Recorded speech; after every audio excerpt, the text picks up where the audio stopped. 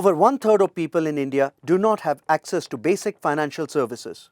We asked to be put on do not call or do not disturb lists so that financial services companies do not keep harassing us for loans or insurance services that we do not want to buy. With economic reform, loans and insurance have gotten cheaper, but only for those people that don't want it. Let's take the case of Asha, my mother-in-law's maid, who spent her entire life working for them. Misfortune struck one day when a biker hit her and all of a sudden she had a broken ankle. Some good Samaritans found her and took her to the closest hospital. The hospital authorities did a shabby job. They simply bandaged her ankle and let her breathe through the night. In the morning, they suggested surgery. The surgery would cost 75,000 rupees that Asha did not have. So the hospital discharged her and asked her to be moved to the closest government hospital. The government hospital authorities did not get to her till the next day, by which time gangrene had set in, and they suggested amputation of her leg. That was when I got a frantic call asking if there was any way for her leg to be saved. We are blessed that we have some great friends in Pune, so we took her to the closest, best orthopedic hospital, and at 4 a.m. in the morning, some expert doctors came together to perform surgery on Asha's leg and see if there was a way to save it. Unfortunately, that did not happen. Asha lost her leg. It took 3 months after that for the wound to heal so that we could attach a prosthetic. Asha walked again after 9 months, during which time lakhs of rupees had been spent in an effort to get Asha to walk again. If Asha had insurance that day, it would have simply been a case of fixing a broken leg, and the entire trauma of Asha losing her leg could have been prevented. There are 2 reasons why this happens to people working in the informal sector. The first reason is cash payments, and the second is verbal agreements that are never documented anywhere. Lack of proper documentation and cash payments prevent any employment history or financial history from being created that allows a financial institution to make decisions about the loan worthiness of a particular individual. Lack of access to capital causes serious imbalance of power, respect and dignity issues for people that provide us essential services. Hence, most people do not want their kids to follow in their footsteps, and working in this sector is not a career choice but a necessity. Can you imagine for a second what would happen if all of a sudden there were no babysitters, no maids, no drivers to help you run your daily life? The problem does not restrict itself to those people that work in the informal sector in your household. The same problem applies to people that work in small to medium businesses as well. The typical small business in India hires about 5 to 6 people. And it is not uncommon for the compounder that works in the dispensary to be paid in cash, or for the beautician that works in the beauty parlor to also collect her monthly salary in cash. The household income of these people is rarely the issue. A driver's household income could be anywhere between 40,000 to 50,000 rupees a month. And that is because even if the driver made 15,000, his wife might make another 15,000, and maybe they have a son that works as a security guard and makes another 10,000. That's 40,000 rupees. The problem always is when they require large sums of money for either care for somebody that they love, maybe the mother's had an accident and is hospitalized, or maybe their daughter needs to be married, and for that they need money. The source of the borrower is the problem. It's often the loan shark in the locality that is giving them this money at huge interest rates, maybe 180% a year, maybe 240% a year. We tend to take loans at less than 10%. The government has done a superb job of putting together a lot of initiatives to be able to provide services to them. For example, the Pradhan Mantri Avam Yojana allows for affordable housing, but it has restrictions on how much money can be borrowed, which is really sad, because if you really take a look at the amount of money that can be borrowed against somebody that makes 40,000 to 50,000 rupees a month, their credit worthiness could be as much as 40 to 50 lakh rupees, but yet they are restricted in buying a house that might be maybe worth 6 lakh rupees, maybe 10 lakh rupees. When you start looking at the differences between people that work in formal sector and get calls from financial institutions to the point of harassment versus people working in the informal sector that struggle for small amounts of money, you'll find that there is a very small difference. And the difference really is the documentation and the presence of a balance sheet for somebody working in corporate. An employee working for a company has three very important records. Number one, an employment contract. Number two, a salary slip that is accompanied by a direct deposit in a bank. And number three, a credit score by a recognized credit bureau that establishes him or her as a responsible borrower. This records, or these three things put together, establishes the risk associated with giving that person a loan. Unfortunately, people working in the informal sector do not have any of these three. They do not have an agreement that is documented equivalent of an employment contract. They do not have invoices or receipts that could be the equivalent of a salary slip, and they definitely do not have any records in a credit bureau because most of the loans that they have taken are typically from individuals or loan sharks, and borrowing money from these and repayment of these loans do not make their entries into those credit bureaus.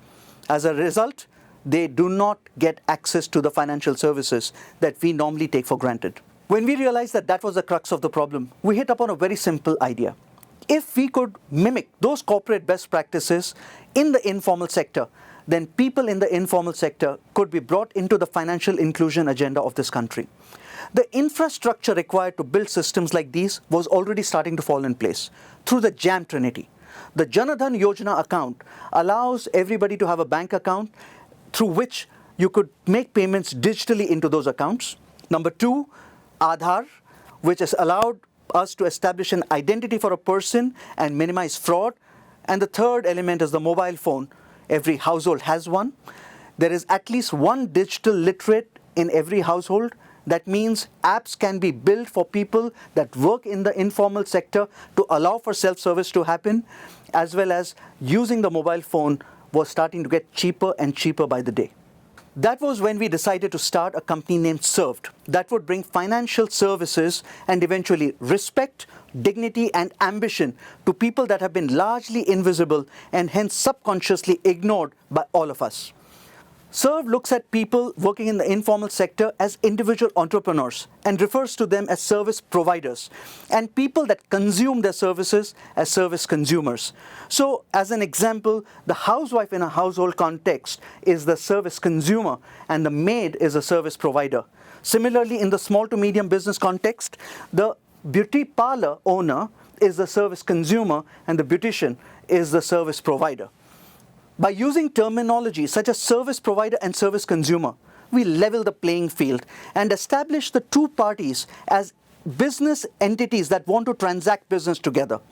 The second step in any of such transactions is the establishment of a contract or the terms of engagement, which establishes what is one party going to do in return for what. That contract or those terms of engagement become the governing framework for financial transactions that arise from the business transactions of services being given to service consumers. The terms of engagement do not have to be onerous.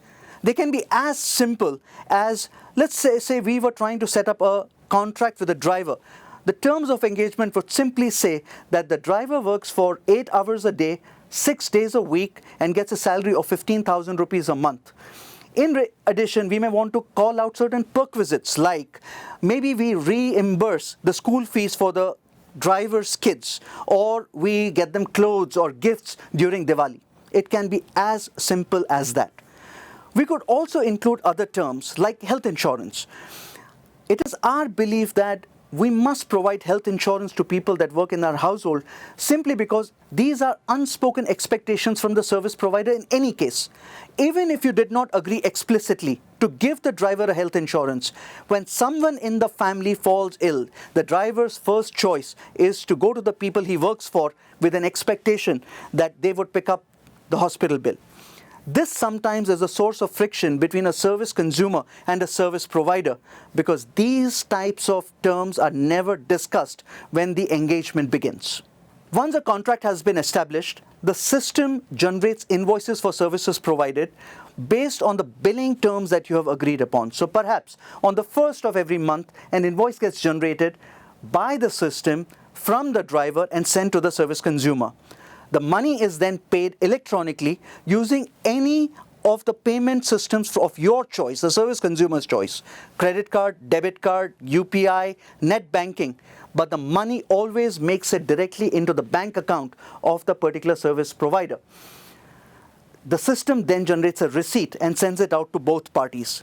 This very simple act of generating invoices and receipts and putting the money digitally into the bank account of the service consumer changes everything for them. When you see the simple act repeated over time, things change dramatically for the service provider. The direct deposit in the bank with 3 pieces of documentation supporting the transaction: an invoice, a receipt, and the contract establishes the legitimacy of the transaction. This gives the bank intelligence into the financials of the service provider. It's the beginning of the future balance sheet that will allow the service providers to take loans at a reasonable price. This will also establish an employment history over time for the service provider. Serv'd uses a mobile platform to allow all these interactions to happen between the service provider and the service consumer and help them secure their future. Despite the direct deposits, the service providers may not be eligible for a loan because of a critical missing record: the credit score, the record of current liabilities and previous loan repayments that establishes them as responsible borrowers in a credit bureau. To solve that problem, we need to educate about how credit works, followed by disbursements of small loans that we help them repay back and start to build records in the credit bureau over a period of time. Loans and successful repayments of them to individuals or to loan sharks do nothing for the borrower's ability simply because those repayments do not get captured in a formal credit bureau. The third part of the equation is preventing people from the informal sector from getting caught in that loan spiral. Several times the reason for them taking loans has to do with a health issue for themselves or someone that they love in the family. This can be avoided by getting them private health insurance. While there are several government schemes that offer cheap insurance, they do not always have the best services, and the service providers do not understand the need for insurance, nor do they trust the government hospitals, as we found out in the case of Asha. Insurance companies too do not want to insure people that are working in the informal sector. They do not find it profitable for 3 reasons. 1, they believe that there is too much fraud in the system. Number 2, they have a question on the ability or the will to pay premiums. And number 3, there is a significant belief that people that work in the informal sector tend to live in conditions that make them fall ill a lot more. Hence, the claim ratio is pretty high. We shouldn't worry too much about the premiums because just like corporates, we believe that the service consumers must pay the premiums for the service providers. It is in their best interest to do so because there is this unsaid expectation from the service provider that the service consumer will take care of them and their families in times of need. As far as fraud is concerned, there is no data that supports that more fraud exists in people that work in the informal sector than people that work in the formal sector. Case in point, microfinance. It perhaps has the least rate of defaults compared to other loans from traditional financial institutions. They know the value of the service because the service going away means reversal in their life ambitions. Finally, most of the people in the informal sector tend to work right till the end because they do not have any retirement plans or savings. They tend to think of their children as insurance for their old age, which does not always pan out the way they imagine it to be. And that is where a significant amount of respect and dignity issues come into play in the informal sector. It is very likely that we will have a serious shortage of service staff in a decade from now unless we make this a choice. Just like corporates provide gratuity benefits or retirement benefits, it is incumbent upon us to enroll service providers in schemes that secure their golden years. It is heartening for us to see several not-for-profits and government initiatives come together to deal with this problem, such as perhaps gift a pension, which is an NGO working towards that cause. I want to sum up my presentation by acknowledging the winds of change. The government, NGOs, and social impact companies are working together for financial inclusion of the underserved. But it takes two to tango. Without participation of people, these initiatives are likely to fail. A contract cannot be created between the service provider and the service consumer with interest only from one party. We must rise from what's in it for me attitude and giving only at charity balls. Charity begins at home. Change begins at home. Change begins with us. Change begins with people around us. Change begins with serving the underserved. Let's do our bit to bring people like Asha into the financial inclusion agenda of this great nation. With that, I'm going to sum up my speech. Thank you for your time and attention. This is Tarun Sharma signing off from TEDxAssiRd.